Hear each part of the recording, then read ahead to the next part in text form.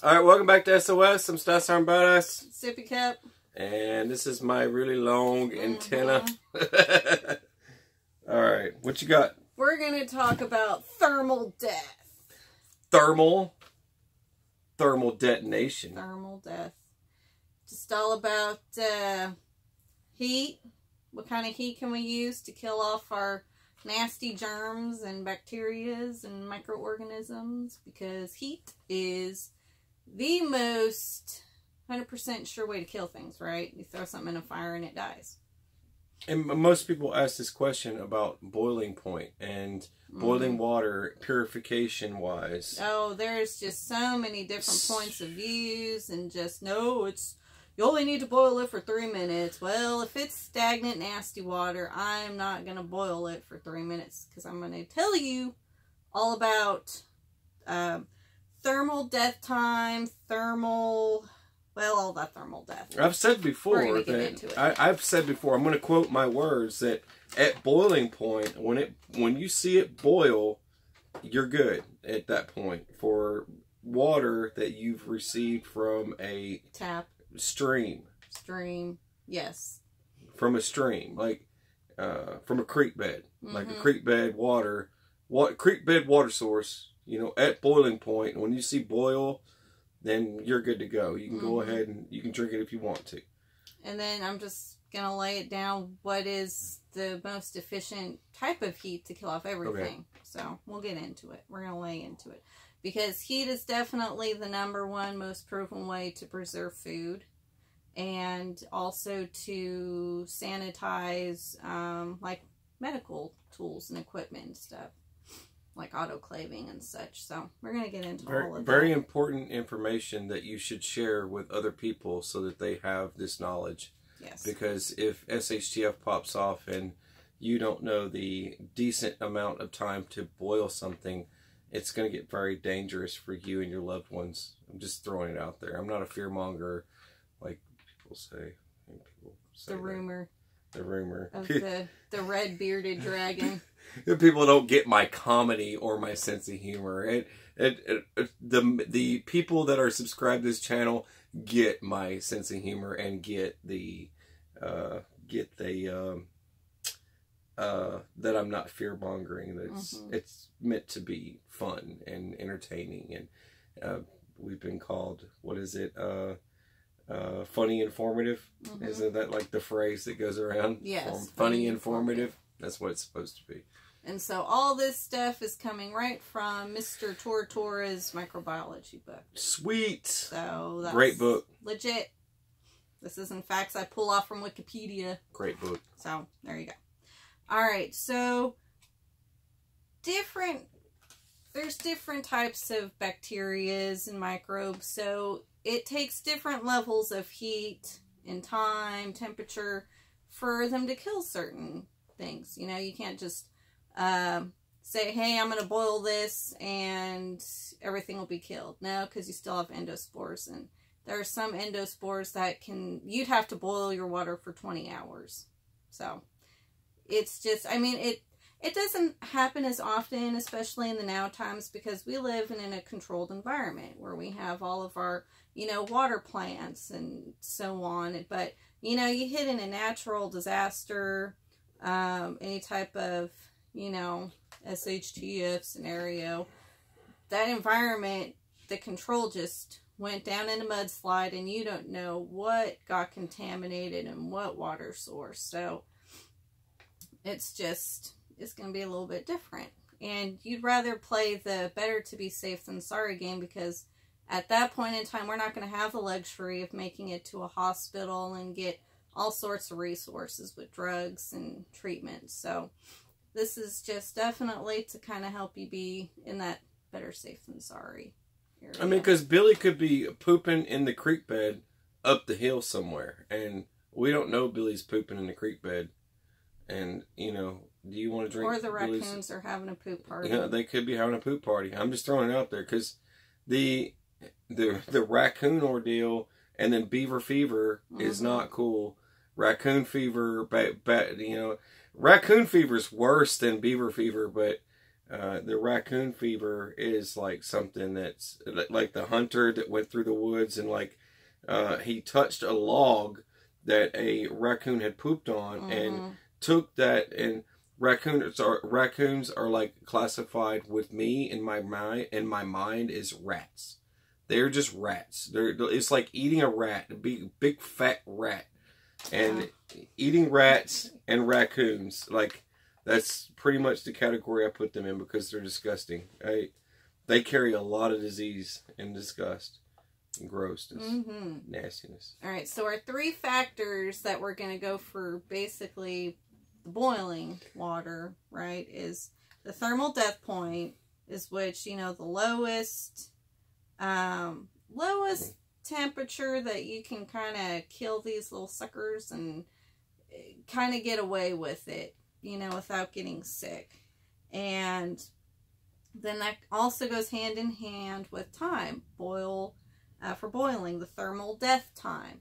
Because if you were to, let's say, do the bare minimum minutes of boiling, it's not going to kill as many microorganisms, say, as if you did the 10 minutes, which they recommend if it's like stagnant water, you know, something that's not running, something that hasn't even been pre-filtered like your tap. It should be at a minimum of 10 minutes. And that's, you know, for a pretty sized quantity. I'm not saying if you only get 4 cups of water, boil it for 10 minutes, because then you're not going to have any water left. For that, it would be like 3 minutes. And that would kill a good amount. And if you did more like the stream running water, anywhere 1 to 3 minutes is good. And then it says for like tap water, a minute, because it's like I said, we don't know what has infiltrated into our water source now that we don't have people in the water treatment plants, and you know what's happened. And then there's the decimal reduction time. And so that's basically the time that's needed to kill at least 90% of any microorganism that has contaminated that water source. So if, like I said, if you were to boil for 10 minutes, you've killed over 1 million of those little suckers. If you boil for 1 minute, it's only 100,000. And that might sound like a lot, but these tiny, tiny microscopic organisms, I mean, there's millions or billions of them just breeding and just having a party in there, especially if it's stagnant water. They like to produce like those, what they call biofilms. You know, like that sludgy stuff you see on the top. It's like slimy, mossy stuff. Yeah. So. Sounds gross. So yeah, for that kind of water, I would definitely boil more than a minute. And of course, you know, you'd want to add bleach because, as I said before, boiling will not kill prevailing endospores and even viruses like hepatitis virus. It would take at least 30 minutes for you to boil for you to kill any of that type of virus if it's in your water, because we don't know it's in our water because we can't see it. So it says in the microbiology book 6 minutes is a pretty good time too, anywhere from 6 to 10. Like for a gallon, 6 minutes is good. You know, like I said, if you got a smaller quantity, you know, at least do 1 to 3 minutes. Now, steam. Steam is actually the #1 killer of pretty much all microorganisms except prions. And prions are those, it's basically a misshaped protein-looking creature that it festers in, you know, like the mad cow disease, and it eats your brain and the Creutzfeldt-Jakob disease. Yeah. And you can only kill it by incinerating it. Even if you cook the meat all the way thoroughly, you still would get it. You have to completely incinerate it. Completely. So, what time and what temperature it would be safe, basically? So, the bare minimum would be 250 degrees Fahrenheit at 15 pounds of pressure, because now we're getting into like pressure cooking. Yeah. Because that's the best way, you know, to get any type of steam. You could do the steam pot method where you have that that screen that, you know, holds up whatever it is that you can or cook. And so that way it's just getting the steam, it's not getting the water, because steam is a lot hotter than the water itself. That's why it works so good.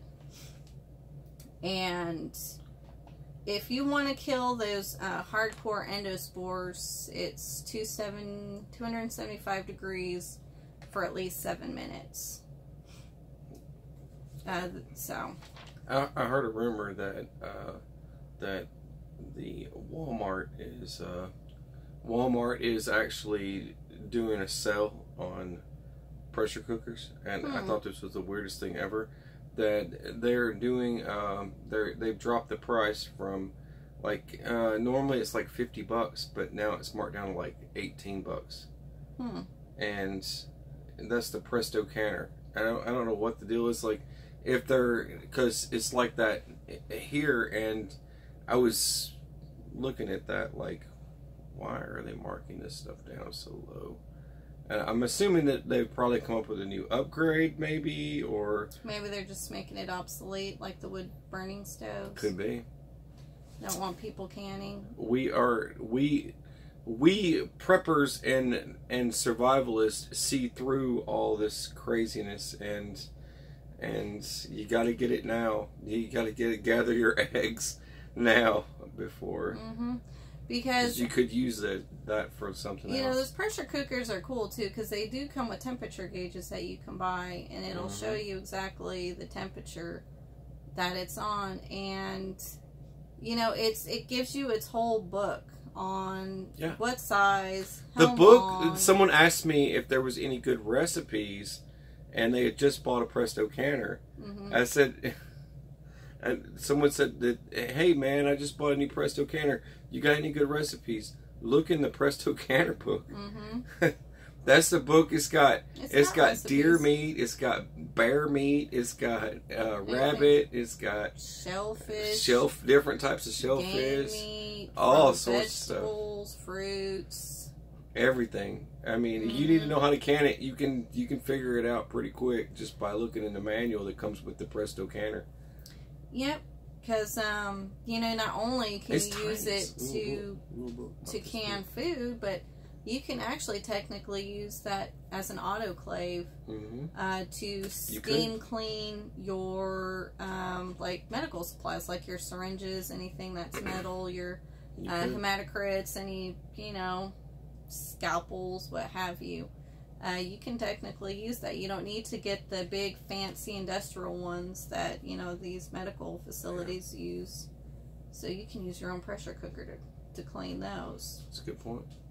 And it just depends, you know, if it's a small number, it's, like I said, the minimum would be 250 degrees Fahrenheit for 15 minutes. But if you have thicker metal, like, you know, your scissors or shears, then yeah, you want to go longer. And another thing you can use is hot air sterilization through your oven. And if you're going to go that route, then it's going to have to be at least 350 degrees Fahrenheit for a minimum of 2 hours. And I mean, to me, that's kind of just like a last resort. I actually ran across a YouTube video of a gal doing that with her cheese, but I don't think it's very even. Canning cheese in the oven. Canning cheese in the oven. I'll never forget that video. All right, so. But I don't know, with glass, to me, it's just you've got to be very careful, and you can. I've seen videos of folks doing like rice in quart jars inside ovens, and they heat them up a certain temperature and then throw lids on them and things like that. And you still have to take into account like the damage you can do to items that you put in there. Yeah, because I mean, you can only heat glass so high up. Yeah. In an oven compared to with the pressure cooker. You got that lubrication of the water and stuff where it's not gonna, they can crack still. We've had a couple of jars do I have a vacuum canner. Okay, I have a vacuum canner. And someone actually commented. Now, this is the danger with comments that I get, because it gives bad advice to other people, is that they have a vacuum canner. And it's like, well, you know, we're showing canning meat. Okay. We're showing canning meat. And we're canning, like, whatever it is. And someone actually says that, oh, well, I have a vacuum canner. I can do that 10 times faster with a vacuum canner. And so the vacuum canner method was supposed to be 10 times easier to can meat. Should I bust out laughing now or later? I mean, is it a built-in heat insulator with that? There's no heat. There's no nothing. The vacuum canner system that I use right there that uses with the canner, it's intended for, like, you do like peanuts or rice or dried out. You know, it's already dried out. It's things that are already dried out and already ready to go. The vacuum canner system is used for that method, not used for anyway. It's just like the comment I'll never forget. You don't need to sterilize your canning process. Someone actually said that. Is that a 10-year-old talking? Is that somebody? Why did you tell us that we shouldn't sterilize? Yeah, well, sterilizing is overrated. It's overrated. Don't worry about it. You'll just definitely ill or you'll all just die during SHTF. It's no big deal. Don't worry about it. But yeah, jeez Louise. Because you know the grocery stores, that's gonna be those simple mistakes, man. That's another reason why they keep, of course, you know, the stores regulated with temperature, because, like we've said before, with the canning process, if it reaches a certain temperature, like, you know, you start getting up into your 80s, yeah, it's going to take some time for the toxins to start building up. But when you hit like 105 degrees, that's when it skyrockets. And it's like, I mean, honestly, instant toxicity in those cans. So that's why you got to be careful. Like we've said, you open up you find a random truck full of food that's been sitting in the hot sun for who knows how long, and you see those cans, and SHTF, I just found a truck, you're gonna get a semi-truck trailer full of food, canned foods, and it's going to be catastrophe. So that's just another thing. Heat can be double-edged sword. It can also really excel those toxins. Definitely. So, but anyways, thermal death. Thermal death. Is it thermal death? Yeah, you got thermal death point, thermal death time. Thermal death point, thermal death time. That's crazy. All right. Thank you, Sippy, for sharing this with me today. And I always learn something new every single time you teach these little classes.